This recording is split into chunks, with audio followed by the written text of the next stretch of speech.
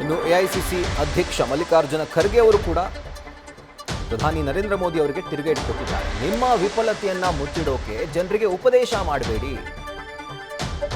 12 ವರ್ಷಗಳ ನಿಮ್ಮ ವಿಫಲತೆಯನ್ನ ಜನರ ಮೇಲೆ ಹಾಕಬೇಡಿ. ಕಾಂಗ್ರೆಸ್ ಈ ಪರಿಸ್ಥಿತಿಗಳ ಬಗ್ಗೆ ಮೊದಲೇ ಸ್ಪಷ್ಟವಾಗಿ ಎಚ್ಚರಿಸಿತ್ತು ನಿಮಗೆ.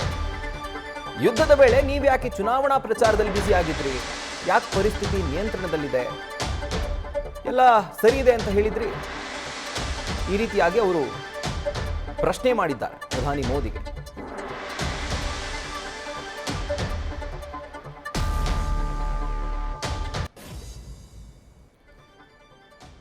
ಇನ್ನು ಯುದ್ಧದ ಪರಿಸ್ಥಿತಿ ಯಾವ ರೀತಿಯಾಗಿ ಇಡೀ ವಿಶ್ವದಾದ್ಯಂತ ಪ್ರತಿಯೊಂದು ದೇಶವನ್ನು ಕೂಡ ಕಾಡ್ತಾ ಇದೆ ಅನ್ನೋದನ್ನು ನಾವು ಕಣ್ಣಾರೆ ನೋಡ್ತಾ ಇದ್ದೀವಿ.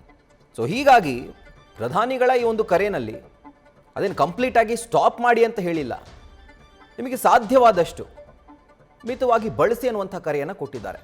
ಐ ಥಿಂಕ್ ಒಂದು ನ್ಯೂಟ್ರಲ್ ಇದದು, ಅಂದರೆ ನ್ಯೂಟ್ರಲ್ ಆಗಿ ಮಾತನಾಡಿರುವಂಥದ್ದು, ಅದರ ಜೊತೆಗೆ ದೇಶವಾಸಿಗಳಿಗೆ ಒಂದು ಕರೆಯನ್ನು ಕೊಟ್ಟಿರುವಂಥದ್ದು.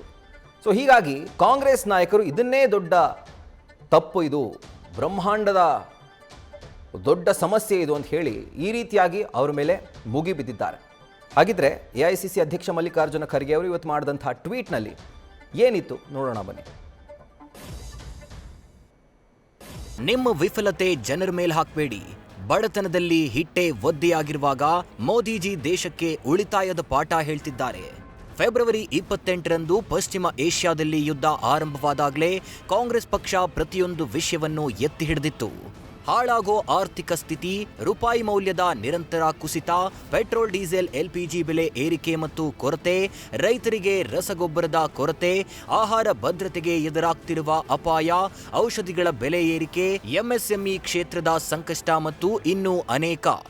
ಆದ್ರೆ ಪ್ರಧಾನಮಂತ್ರಿ ಆಗ್ಯಾಕೆ ಚುನಾವಣಾ ಪ್ರಚಾರದಲ್ಲೇ ಬ್ಯುಸಿಯಾಗಿದ್ರು? ಯಾಕೆ ರೋಡ್ ಶೋಗಳಲ್ಲಿ ಬ್ಯುಸಿಯಾಗಿದ್ರು? ಯಾಕೆ ಪರಿಸ್ಥಿತಿ ನಿಯಂತ್ರಣದಲ್ಲಿದೆ, ಎಲ್ಲ ಸರಿಯಾಗಿದೆ ಅಂತ ಹೇಳ್ತಿದ್ರು? ಈಗ ಚುನಾವಣೆಗಳು ಮುಗಿದ ನಂತರ ದೇಶದ ಜನರಿಗೆ ಉಪದೇಶ ಕೊಡಲಾಗ್ತಿದೆ. ಇದನ್ನ ಮಾಡಬೇಡಿ, ಅದನ್ನ ಖರೀದಿಸಬೇಡಿ, ಇದನ್ನ ಉಳಿಸಿ, ವರ್ಕ್ ಫ್ರಮ್ ಹೋಮ್ ಮಾಡಿ. ನಿಮ್ಮ 12 ವರ್ಷದ ವಿಫಲತೆಯ ಹೊಣೆಯನ್ನ ದೇಶದ ಜನರ ಮೇಲೆ ಹಾಕಬೇಡಿ ಮೋದಿಜಿ. ಗೋಸ್ವಾಮಿ ತುಳಸಿರಾಮಜಿ ಹೇಳಿದ್ದು ಸರಿಯಾಗೇ ಇದೆ. ಉಪದೇಶ ನೀಡಲು ನಿಪುಣರು ಅನೇಕರಿದ್ದಾರೆ. ನ್ಯೂಸ್ ಫಸ್ಟ್ ನಿರ್ಭೀತಿಯಿಂದ ನಿಮ್ಮ ಪರವಾಗಿ.